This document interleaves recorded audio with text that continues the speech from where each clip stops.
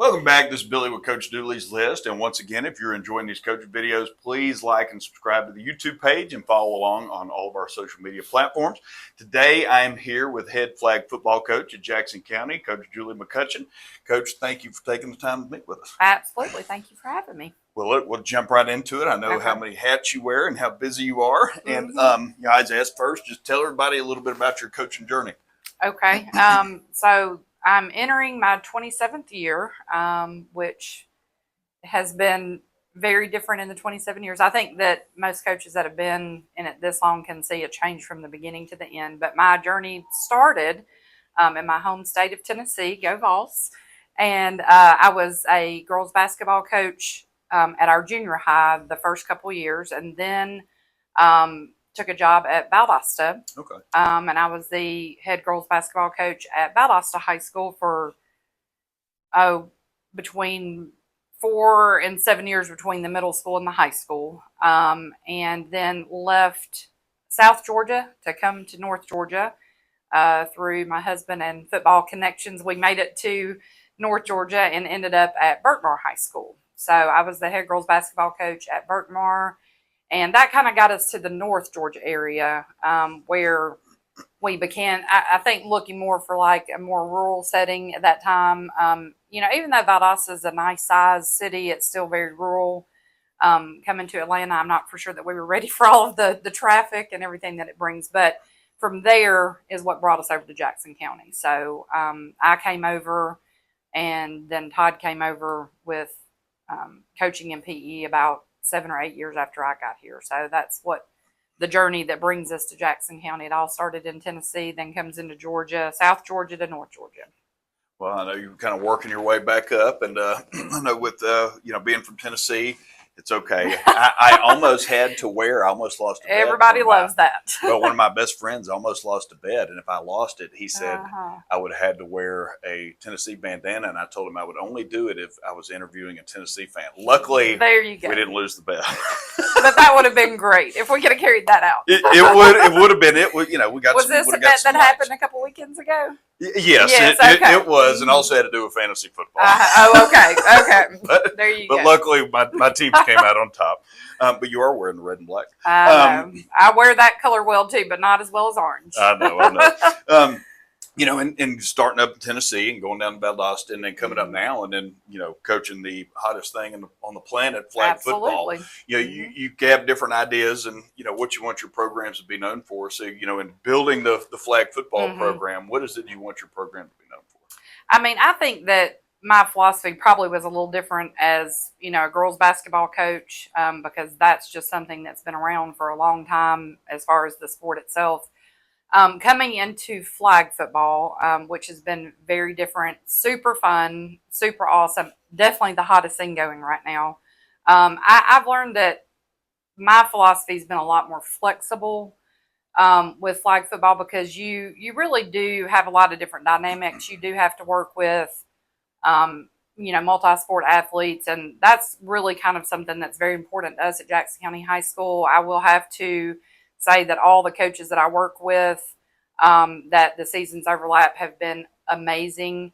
And that's kind of the way that our athletic director set it up, was to just have us all working together. So I think my philosophy is a lot more flexible now than it ever was being a girls basketball coach, because that's something that it had its own season, it had its own players. But I think with flag football, we just have a lot of fun. With it being new, I think that the kids, and even ourselves as coaches, we have a lot more pressure because we're learning every day with the game. And so, to keep some of the nervousness down, we do have a lot of fun. And, I know we work hard, but when we worked hard when I was a girls basketball coach, I don't think that I worked in as much fun. I think we tried to, and we tried to travel and do FCA camps and, college camps and things like that. But with flag football, it's been a journey of, new understanding, just learning the game, and really just being flexible so that we can get as many kids involved, because we have a lot of, great athletes that don't play anything at all, but we also have a lot of great athletes that play multi-sport, and we want it to be a a sport that's available to everybody. And it's shown to be true in our, just finishing our second season last year, that the philosophy that, we've had for this program that involved all the other coaches, fall, sport coaches, winter sport coaches, or what have you. I think it's taken all of us to get us to where we are, which is success immediately, with qualifying for the state tournament first year and then going to Sweet 16 last year, which is, pretty amazing for just a second year program. So I feel good with where we're going. I want us to be known, always I want us to be known as amazing, disciplined, young ladies, but I really, really want them to be brave and strong, because they've entered into a sport that has no history. They're making the history as we watch it. And so I just want them to be, not afraid to take chances and get out there and learn a new game and put themselves out there, because, again, we're watching history being made right now. No, it's cool. And listen, and this too, the programs that I've seen that are most successful, it really is a conglomeration of just your best female athletes. Mm-hmm. I mean, I know both your softball and volleyball coach are great. I think the world of your AD, and some teams don't like to have that flexibility, or it's difficult. It can be difficult, in doing it, but it's just another opportunity for kids, which I think is really cool. So, and all the fun that you have, it could be at anywhere, any stop. You always ask coaches, like, what's your favorite coaching story? Mm-hmm.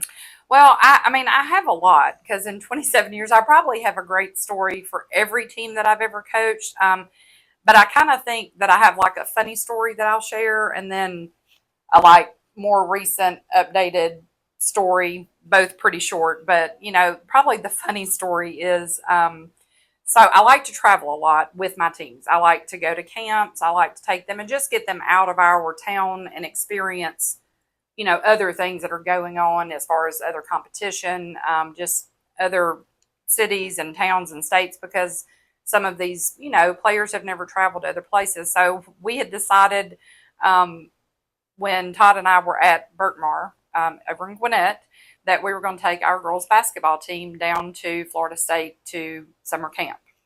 So that's a little bit of a journey, obviously, from Atlanta down to Tallahassee. But this was in our first year in being up in the Atlanta area. And so we still had a home in Valdosta where we were living that we had up for sale. It had just not sold yet. So we were just still paying our mortgage and still had the furniture in it. It was when the housing market crashed, unfortunately. So, it took a little bit longer to sell than what we thought. So we had that house, which is only an hour from Tallahassee. So we decided, well, you know what, there's free hotel, because we were only taking about 15 players, and we had enough room in the house to, host them and have them there in Valdosta, even though we were in Atlanta. So we take these children to Valdosta, and, we're trying to find something on the day that we arrived they've been, in the car for a long, several hours. So we're like, well, we'll take you to the mall.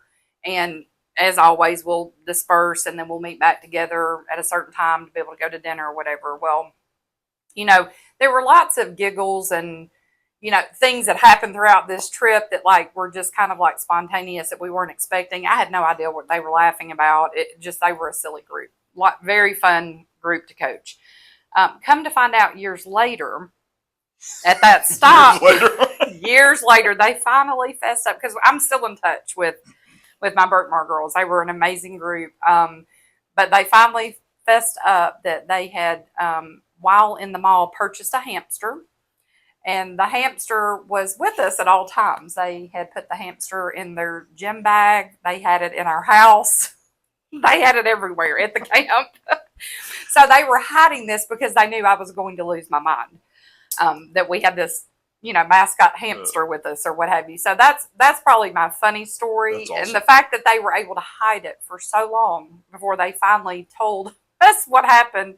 And then we couldn't be mad at them because it was actually hilarious. So that's my funny story. And I think that the other story is it's relevant to,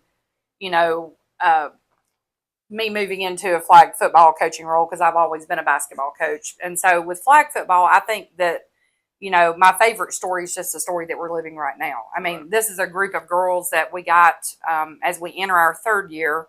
So 2.5 years ago, we held tryouts. We had about 92 tryout. We're averaging about 85 every year that we've had tryouts. So very high interest. We were not necessarily prepared for that, but we had to learn how to put flag belts on. We had to learn, positions or where to even stand, what to do, verbiage. We had to go through all of it. So I think that my favorite story right now to tell is that I'm just very honored to be a part of a program that we got to start from the ground up, and to be able to watch young ladies that knew nothing about a sport a couple years ago go and make history, not only for their school, but for this community, for this state. And just to be a part of that, that will always be a story that I will tell, that just being fortunate that, this was really led by our superintendent, the interest of bringing flag football to Jackson County. And again, the support from our athletic director, just say, let's do it, let's go, let's run with it. And it's just, I think we're going to be in the history books for a long time. So I think it's going to be a great story to tell. And I'm very proud of all the young ladies that were brave enough to put themselves out there and try something new. Oh, yeah. And there's always the comparison with tackle football. It's just not the same. We're a very fast sport. It's similar, but it's different. And, for those that have never watched it, and, I know for the most part, a lot of people don't think girls' sports are very exciting to watch. I challenge a lot of people to go out and watch our flag football teams in this area. It's very, very entertaining. And, I mean, it just makes you be so proud of female athletes and where they're going with this sport and how fast it's growing. And they're really showing up, even tackle football, with a lot of things that these females can do. So I'm just very proud to be a part of this part of the journey, this part of the story, and it'll be, very fun to see where it goes in the future. Oh, yeah, and listen, it's growing so fast. I'm even meeting tomorrow with the UGA club flag football coach. Yep. And, for anybody who has not watched it, Yes. The game is so innovative. Yes. It reminds me of, if you're a football person, it reminds me of the old Boise State football teams. Mm-hmm. The creativity of the ball movement and everything is so cool. And I could also see a lot of basketball stuff being weaved into there. Especially on defense, yeah. Oh, yeah. But going back to your players, keep in contact with a lot of them. I know, sometimes you get life advice and those kind of things. But if any of your old players or anybody ever came to you and said, Coach McCutcheon, I'd like to be a head coach one day, what piece of advice would you give them? And I have had some reach out to me. I actually have one that's coaching at the college level right now. I think the big thing that I would say as far as being a head coach, even over coaching, is that, don't be mesmerized by the title. That it is exciting, but behind that title is a lot of work. Mm-hmm. And it's a lot of rewards along the way as well. But you have to be okay with the days that there are no rewards, or you're second guessing everything that you're doing. And I kind of got thrown into it at a very young age, like when I was born, because my dad coached for 40 years, then came on to assist me, which was the only way that I would take a high school head job, as if he could be my assistant, because he's always been my greatest mentor. He's always given me all this advice. And I can think of some of the top things that he's told me that have all ended up being very true. And then I marry into that as well. So now I'm, been married for almost 22 years to a coach. So I feel like I may have a different perspective. I think I probably came into it with a pretty tough skin because I already knew what that looked like from behind the scenes.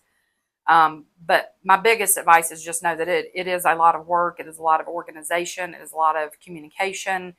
But the very much upside of it is look at the athletes that you get to be a part of their lives, that you'll always be a part of their lives. Right. And that's the special part of it that you can never put on paper. And it is about the relationships. I mean, I think if my players would say anything that I've tried my best to do is to have a relationship with them so that they know I care. Right. And, this is not just about the sport. It's about really who we become as humans and what our future is like together as we move forward in different roles. Because, at that time it may have been coach player.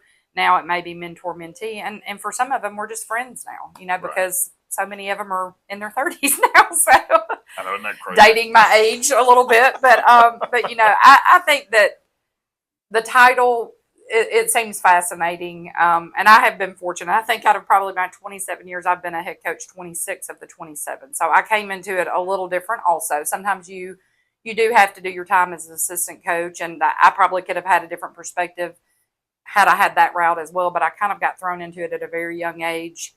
As soon as I graduated at the age of 23, I became a head coach. And so it just, I had to figure it out pretty soon based on the advice that I had been given.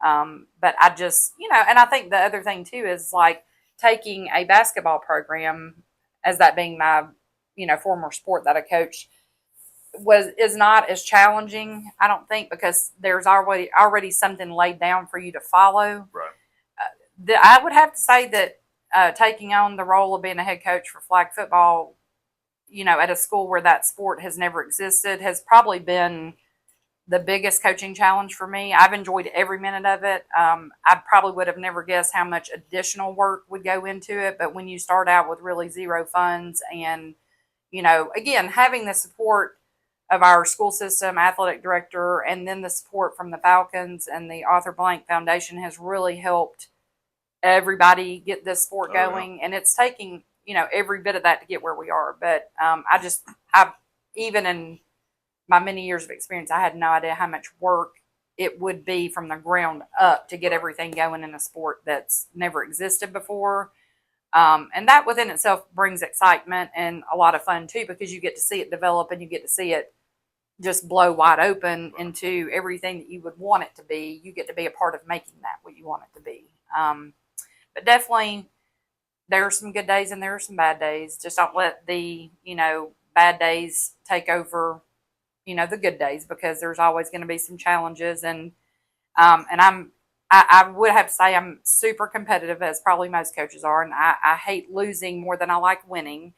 And some years you just have a rebuilding year. And so also don't get down in those years, because you're rebuilding for the future on what you want it to be.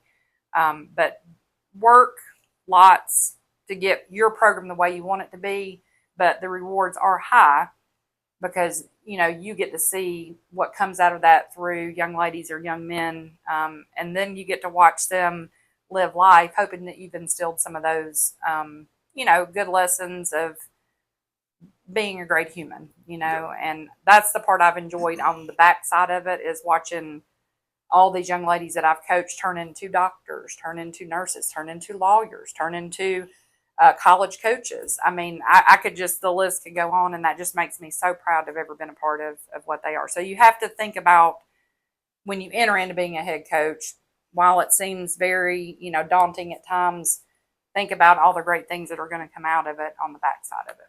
Oh, for sure. And I love what you say too, because also for young coaches, and I tell them this all the time, it can be a thankless job. And you don't always realize how thankful people are for you until years down the road when you run into them, and then they've been gone for a while. Yep. Which also thinks too, it's always great. And I tell people all the time, if you have a coach that you love, tell them. I don't care if you haven't talked to them. Find them on Facebook or something. But going back, talking about your duties, one of the big reasons to do the interviews is try to bring, let people know about the website. Yes. And just trying to connect coaches with vendors, and so is there anybody that you've worked with that you'd love to shout out for other coaches that they may enjoy working with as well? Absolutely. So if you're in our area up here in Northeast Georgia, we have an amazing local company, Wilco Printing.